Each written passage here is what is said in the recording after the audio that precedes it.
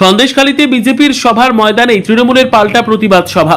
সন্দেশখালীর বয়ারমারি এলাকায় বিজেপির পরিবর্তন যাত্রার সূচনা সভার একই ময়দানে অনুষ্ঠিত হলো তৃণমূল কংগ্রেসের পাল্টা প্রতিবাদ সভা। আগামী 2রা মার্চ এই মাঠ থেকে বিজেপির পরিবর্তন যাত্রার শুভ সূচনা করেছিলেন শুভেন্দু অধিকারী ও কেন্দ্রীয় মন্ত্রী শিবরাজ সিং চৌহান। সেই সভার পর এবার একই স্থানে শক্তি প্রদর্শনে নামল তৃণমূল। উপস্থিত ছিলেন রাজ্যের মন্ত্রী বীরবাহা হাসদা ও তৃণমূল নেতা অরূপ চক্রবর্তী। সভায় বক্তব্য রাখতে গিয়ে বীরবাহা হাসদা বিজেপিকে কটাক্ষ করে বলেন, আমরা জঙ্গলমহলের মানুষ বিজেপিকে গুরুত্ব দিতে রাজি নই, তাই বিজেপির নাম নিতে আমার ভালো লাগে না। জঙ্গলমহলে 4টে আসনের 4টেতেই আমরা জিতেছি। এখানেও যে দু একটা বিজেপির পতাকা উঠছে, আগামী ভোটের পরে সেই পতাকাগুলো যাতে না ওড়ে তা আপনাদের নিশ্চিত করতে হবে। তিনি এদিন নিজের আদিবাসী ভাষাতেও বক্তব্য রাখেন। অন্যদিকে অরূপ চক্রবর্তী বলেন, লোকসভা ভোটের আগে নরেন্দ্র মোদী বলেছিলেন বিদেশের কালো টাকা দেশে ফিরিয়ে এনে প্রত্যেক যুবকের অ্যাকাউন্টে 15 লক্ষ টাকা করে দেওয়া হবে। আপনারা কি 15 পয়সাও পেয়েছেন? কিন্তু মমতাদির লক্ষ্মীর ভান্ডারের টাকা তো পাচ্ছেন। প্রতিবাদ সভায় বিজেপির বহু কর্মী, সমর্থক এবং সন্দেশখালীর প্রতিবাদী মহিলারাও যোগ দেন বলে তৃণমূলের পক্ষ থেকে দাবি করা হয়। तो दिलर सर कटिंग में तय हुआ जे जहां दिना आदिवासी और में ना पिया सलाम कोठे नार दास निजे ना हो कायदा लड़ाई लगी मीट दहर तो बन ताराम्मा मीट दहर तो बन रोरमा নিয়ে সালাম হচ্ছে নার দাস। আমরা পশ্চিমবঙ্গের বিভিন্ন প্রান্তে 24টা সম্প্রদায়ের আদিবাসী সম্প্রদায়ের মানুষ আছি। তার মধ্যে আমি একজন সাঁওতাল সম্প্রদায়ের মানুষ।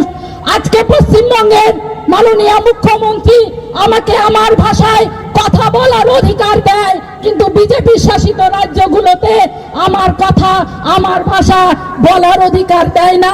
তাই গর্বের সাথে আমি আদিবাসী সম্প্রদায়ের মানুষ চিৎকার করে বলি, আদিবাসী সম্প্রদায়ের মানুষ আবার যাচ্ছে, আবার ইংরেজদের মতো বিজেপিকে এই রাজ্য ছাড়া করব, এই প্রতিজ্ঞা আমরা নিয়েছি।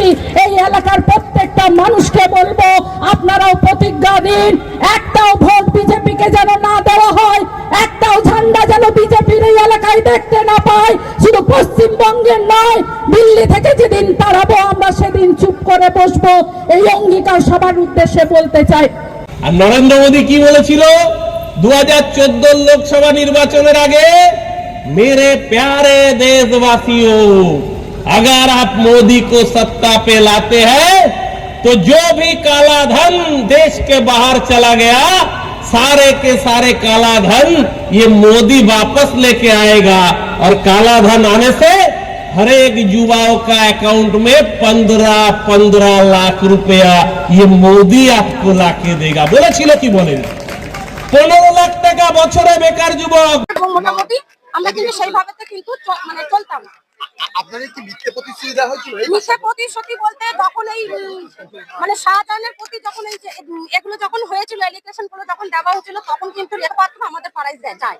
শেখ শাহজাহানের হয়ে আপনারা বিজেপি করেছিলেন, একটা বিজেপির হয়ে প্রচার করেছিলেন, আপনারাই আন্দোলন করেছিলেন, সেটা কতটা সত্য বলতে তখন একটা কিন্তু সত্যি ঘটনা যে তখন কিন্তু একটা অস্বাভাবিক অত্যাচার হচ্ছিল। সত্যি কি শেখ শাহজাহান করেছিল? শেখ শাহজাহান করেছিল, সেটা এখনো বিজেপির মদত ছিল। না, বিজেপির মদত বলতে কিন্তু সেটাই হচ্ছে যে তখন মানে আমাদেরকে এটাই বোঝানো হয়েছিল যে এগুলো দাদা করেছে, শাহজাহান দাদা করিয়েছে। কিন্তু যখন আমরা শুনলাম যে এগুলো অ্যাকচুয়ালি দাদার তো কোনো হাত নেই এবং শুধু হাত দেওয়ার কোনো ব্যাপার নয়, যে জিনিসটা হচ্ছে যে আমাদেরকে কিন্তু পুরোপুরি ভুল বোঝানোই হয়েছিল। ভুল বোঝানোর জন্যই আমরা কিন্তু তখন বিজেপি দিয়েতে কিন্তু আমরা সমর্থন করেছিলাম। আর এখন যেহেতু আমরা সত্যিটা এখন জানতে পেরেছি এবং স্বচক্ষে আমরা দেখতে পাচ্ছি যে আমাদের দিদিমণি মহাশয় আমাদের কতটা মানে আকর্ষণ ভাবে মেয়েদেরকে সুরক্ষিত করছে, যার জন্য আমরা কিন্তু নতুন করে আমরা আবার এই নতুন করে অবশ্যই আমরা তখন বুঝতে পারিনি, সত্যি কথা এটাই। কতজন হয়েছে যোগ দিলেন আজকে?